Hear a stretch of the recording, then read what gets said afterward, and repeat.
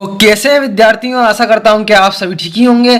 तो यहाँ पर आप स्क्रीन पर देख सकते हैं जो अब आपका कक्षा 9वीं विज्ञान विषय का जो प्री बोर्ड आपका वार्षिक पेपर होने वाला है वह मैं आपके राज्य का विथ सॉल्यूशन लेके आया हूं। तो पूरी तरह से निश्चिंत हो जाइए क्योंकि अब पास कराने की गारंटी मैंने आपकी ले ली है। अब यदि आप इस पेपर को लगा लेते हैं तो यहाँ पर पास तो आप हो जाएंगे, पर अगर आप और भी ज्यादा अच्छे अंक लाना चाहते हैं तो आप अपनी तैयारी जारी रखें और इस पेपर को भी एक बार लगा लें। तो पूरा पेपर बताने से पहले आपसे कहना चाहता हूं कि चैनल पर नए हो तो चैनल को सब्सक्राइब कर लें, जिससे अगले विषय का जो पेपर है उसकी जानकारी ठीक आपके मोबाइल तक पहुंचे। तो यहाँ पर जो प्री बोर्ड के पेपर में आपको सबसे पहला जो क्वेश्चन देखने को मिलने वाला है वह सही विकल्प टाइप का देखने को मिलने वाला है। तो यहाँ पर फर्स्ट क्वेश्चन देख सकते हैं, निम्नलिखित में से कौन सा ऊर्ध्वपातन पदार्थ नहीं है।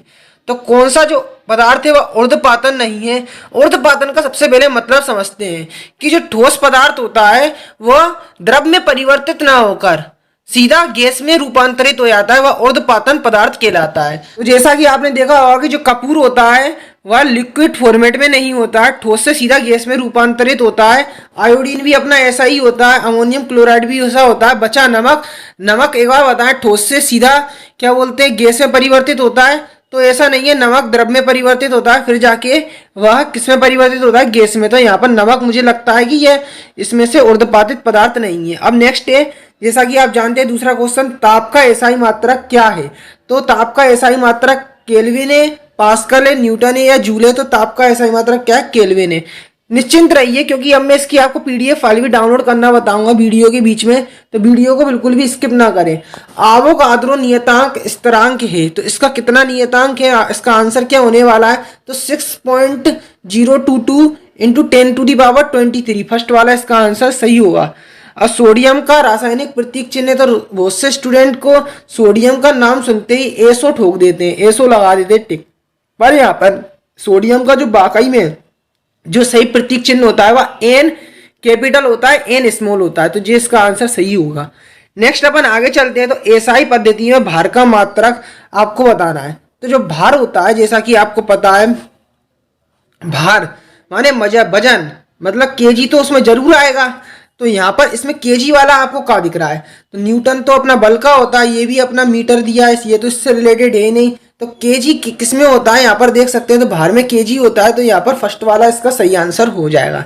नेक्स्ट अपन आगे चलते हैं, शक्ति का एसआई मात्रक होता है। तो शक्ति का जो एसआई मात्रक होता है, जैसा कि बल्ब में वाट होता है, बल्ब की शक्ति को भी वाट से दर्शाते हैं, तो शक्ति का भी एसआई मात्रक क्या होता है, वाट अपना होता है।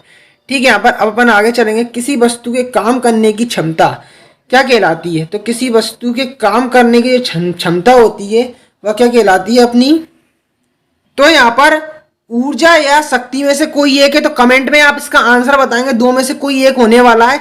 तो जो अभी आपने पेपर देखा है उसका पूरा सॉल्यूशन डाउनलोड करना चाहते हैं तो कुछ नहीं, गूगल पर आते ही आपको सर्च करना होगा class 9 science pre board paper 2023, class 9 science pre board paper 2023, पीछे हिमालय सर आपको लिख देना होगा। तो जैसे ही लिखकर ही आप सर्च करेंगे तो गूगल के सबसे पहले ही नंबर पर आपको लिखा मिल जाएगा pre board paper 2023 class 9 science, और ठीक उसके ऊपर लिखा मिलेगा हिमालय सर www.himalayasar.in। तो ठीक आपको इसी पर क्लिक कर देना है। तो जैसे ही आप यहाँ पर क्लिक करते हैं देख सकते हैं कुछ इस तरीके से वेबसाइट है वह लोड हो जाएगी।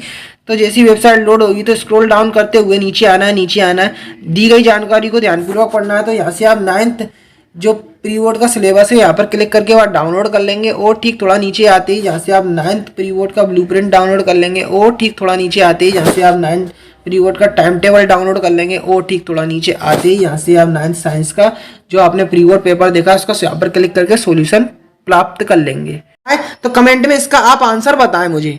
अब यहाँ पर अपन आगे चलते हैं। तो बर्फ का गलनांक होता है, तो बर्फ का गलनांक कितना होता है, तो यहाँ पे अपना जो फर्स्ट ये वाला देख सकते हैं, ये वाला है, ये इसका बिल्कुल सही आंसर हो जाएगा। नेक्स्ट अपन आगे चलते हैं। तो यहाँ पर फर्स्ट क्वेश्चन देख सकते हैं, एक ही तत्व के परमाणु है जिनकी द्रव्यमान संख्या भिन्न भिन्न होती है। तो इसका आंसर क्या हो जाएगा, समस्थानिक। क्या, समस्थानिक, समस्थानिक इसका आंसर हो जाएगा। नेक्स्ट है, ध्वनि मापन की इकाई होती है, ध्वनि को किसमें नापते हैं, डेसिबल में अपन मापते हैं, डेसिबल में, किसमें मापते हैं, डेसिबल में। नेक्स्ट है, न्यूट्रॉन की खोज किसने की, तो चेडविक ने की थी, चेडविक ने। इनका पूरा नाम क्या था, जेम्स चेडविक। तो चेडविक ने की थी, अपने को इसी से मतलब है। अब परमाणु का, सोडियम परमाणु का क्रमांक होता है, तो सोडियम का जो परमाणु क्रमांक होता है वह कितना होता है, 11 होता है। नेक्स्ट है सभी जीवों की मूलभूत इकाई है, तो कोशिका क्या लिखोगे, कोशिका सभी जीवों की मूलभूत इकाई है। अपन नेक्स्ट देखते हैं विलयन एक मिश्रण होता है, मिश्रित होता है। तो विलयन एक मिश्रण होता है, किसका होता है, विलेय व विलायक का, विलेय व विलायक का। ठीक, यहाँ पर अपन आगे चलते हैं। तो तापमान बढ़ने पर कणों की गतिज ऊर्जा क्या होती है, बढ़ती है। क्या होता है, बढ़ती है। नेक्स्ट अपन आगे चलते हैं। तो आगे चल के यहाँ पर अब आपको क्या देखने को मिलने वाला है, तो मैं आपको बताऊं सही जोड़ियां देखने को मिलने वाली है। तो यहाँ पर अपन इसको मिलाएंगे, यहाँ पर देखते हैं अपन। यहाँ पर जिसका मेरे को सबसे पहले आंसर आ रहा है मैं उसकी बताने की कोशिश करता हूँ। तो यहाँ पर पत्तियों से भोजन का संवहन, तो पत्तियों से भोजन का संवहन किससे मिलेगा, फ्लोएम से मिल जाएगा। वेग में परिवर्तन की दर क्या कहलाती है अपनी, वेग में परिवर्तन की दर त्वरण कहलाती है। संवेग का एसआई मात्रा, तो ये लास्ट वाला अपना हो जाएगा द्रव्यमान जी वाला। ठीक, यहाँ पर अपन आगे चलेंगे। दाब का एसआई मात्रक पास्कल हो जाएगा। लाइसोसोम ये होता है बस स्वघाती थैली होता है। माइक्रोकोन्ड्रिया क्या बोलते हैं, कोशिका का ऊर्जा गृह। अब अपन देखते हैं, तो यहाँ पर बचते हैं ये। तो बल का एसआई मात्रक क्या होता है, केजी मीटर प्रति सेकंड। ये आप इसका आंसर मिला देंगे। ठीक, यहाँ पे ऊर्जा, अब ये ऊर्जा, तो ऊर्जा कैसी राशि है, अदिश राशि है। तो ये सही क्रम आप देख सकते हैं। अब यहाँ पर अपन आगे चलेंगे, तो ये मैचिंग का यहाँ पे सही क्रम भी लिखा है, तो आप इसको एक बार देख ले स्क्रीनशॉट लेकर। अब यहाँ पर अपन आगे चलते हैं। तो एक वाक्य में प्रश्न में आपको उत्तर देना है। तो बल का एसआई मात्रक आपको बताना है। तो बल का एसआई मात्रक होता है न्यूटन। ठीक, एक ऐसी वस्तु जो कमरे के ताप पर द्रव अवस्था में पाई जाती है। मुझे लगता है कि इसका आंसर आयोडीन होना चाहिए, आयोडीन होना चाहिए। कमेंट बॉक्स में आप अपना आंसर एक बार बता सकते हैं। नमक एवं आयोडीन के मिश्रण को किस विधि से पृथक किया जाता है।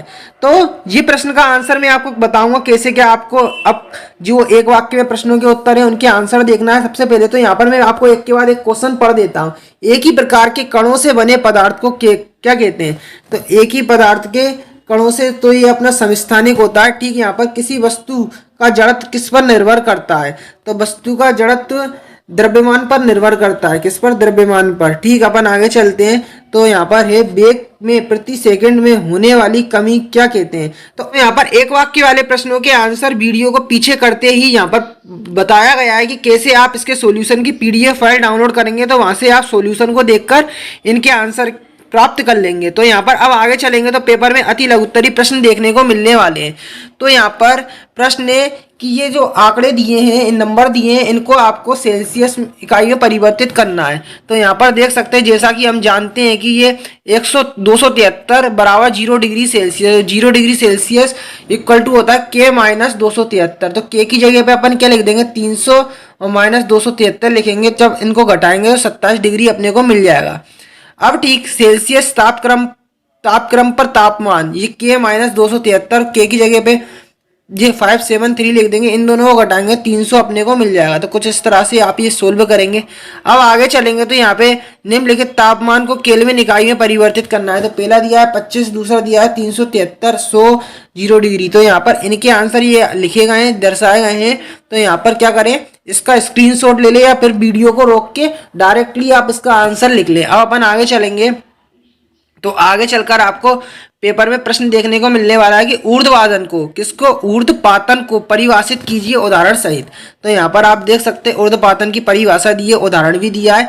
तो ऊर्ध्वपातन क्या होता है, किसी ठोस पदार्थ को गर्म करने पर वह बिना द्रव अवस्था में बदले सीधा गैस अवस्था में बदल जाता है, तो इस घटना को अपन ऊर्ध्वपातन कहते हैं। तो यहाँ पर ये लिखा है, तो आप इसको एक बार देख लें। अब यहाँ पर गलनांक को आपको परिभाषित करना है। तो गलनांक क्या होता है, वह स्थिर ताप जिस पर गर्म करने पर ठोस पदार्थ द्रव अवस्था में परिवर्तित होता है, उस ठोस का गलनांक कहलाता है।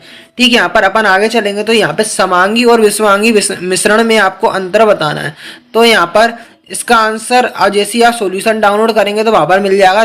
द्रव्यमान संरक्षण का नियम क्या है, तो क्या है, किसी भी अभिक्रिया में अभिकारकों तथा उत्पादों के द्रव्यमानों का योग अपरिवर्तन होता है, या द्रव्यमान संरक्षण का नियम कहलाता है। कैथोड किरणों के आपको 2 गुण लिखना है। तो कैथोड किरणों का फर्स्ट गुण क्या हो जाएगा, या किरणें ऋणावेशित होती है जो सीधी रेखा में ऋणाग्र से धनाग्र की ओर चलती है। ठीक, इनमें इनमें अत्यधिक गतिज ऊर्जा होती है। ठीक, अपन आगे चलते हैं तो यहाँ पर आपको देखने को मिलेगा अगला क्वेश्चन, हाइड्रोजन के 3 समस्थानिकों के नाम व संकेत आपको लिखना है। तो यहाँ पे देख सकते हैं, पहला है प्रोटियम, दूसरा है ड्यूटेरियम, तीसरा है ट्राइटेरियम। अब अपन आगे चलेंगे तो यहाँ पर लघुत्तरी प्रश्न आपको देखने को मिलने वाले हैं पेपर में। तो यहाँ पे मिश्रण और यौगिक में आपको अंतर बताना है। ठीक, अपन आगे चलेंगे तो निम्न का उदाहरण सहित व्याख्या करना है। तो यहाँ पर संतृप्त विलयन, शुद्ध पदार्थ, कोलाइडी या निलंबन। तो अपन आगे चलेंगे तो यहाँ पर आप देखेंगे ये दर्शाया गया है निम्न को उदाहरण सहित। तो यहाँ पर संतृप्त विलयन की परिभाषा यहाँ पे दर्शाइए, जब किसी तापमान पर किसी विलायक में किसी विलेय को घोला जाता है तो एक ऐसी स्थिति आती है कि उस विलायक में विलेय की और मात्रा नहीं घोली जा सकती है। इस प्रकार प्राप्त विलयन को संतृप्त विलयन कहलाता है। ठीक, अपन आगे चलेंगे तो शुद्ध पदार्थ किसे कहते हैं। तो यहाँ पर शुद्ध पदार्थ की आपको डेफिनेशन लिखना है, यहाँ पर ये दर्शाइए। ठीक, यहाँ पर आगे चलते हैं तो कोलाइड की आपको परिभाषा लिखना है। तो यहाँ पे कोलाइड की परिभाषा भी लिखी है, तो वीडियो को रोक ले, अपनी कॉपी में इसका आंसर नोट कर ले। निलंबन क्या होता है, निलंबन की भी यहाँ पे आपको परिभाषा दिख रही होगी, तो इसको आप याद कर लें। आगे चलते हैं तो यहाँ पे आपको बोर का जो मॉडल है परमाणु, उसकी व्याख्या करनी है। तो यहाँ पर ये लिखा गया है कुछ, तो बोर के मॉडल की आपको ये व्याख्या यहाँ पर दर्शाई गई है। तो कैसे क्या लिखना है यहाँ पर आप देख सकते हैं। रदरफोर्ड के मॉडल की कमियों को दूर करने के लिए नील्स बोर ने परमाणु संरचना के बारे में निम्न अवधारणाएं दी थी। तो ये फर्स्ट पॉइंट इसका ये हो गया, सेकंड पॉइंट ये हो गया। तो देख सकते हैं आप, ये नीचे भी दर्शाया है। अब आपको पादप और जंतु कोशिका में अंतर लिखना है। तो यहाँ पर काफी सिंपल है, ये आपको सॉल्यूशन में मिल जाएगा। 17वां क्वेश्चन है लाइसोसोम के कार्य। तो इसके कार्य क्या है, यह कोशिका का अपशिष्ट निपटाने वाला तंत्र बनाते हैं।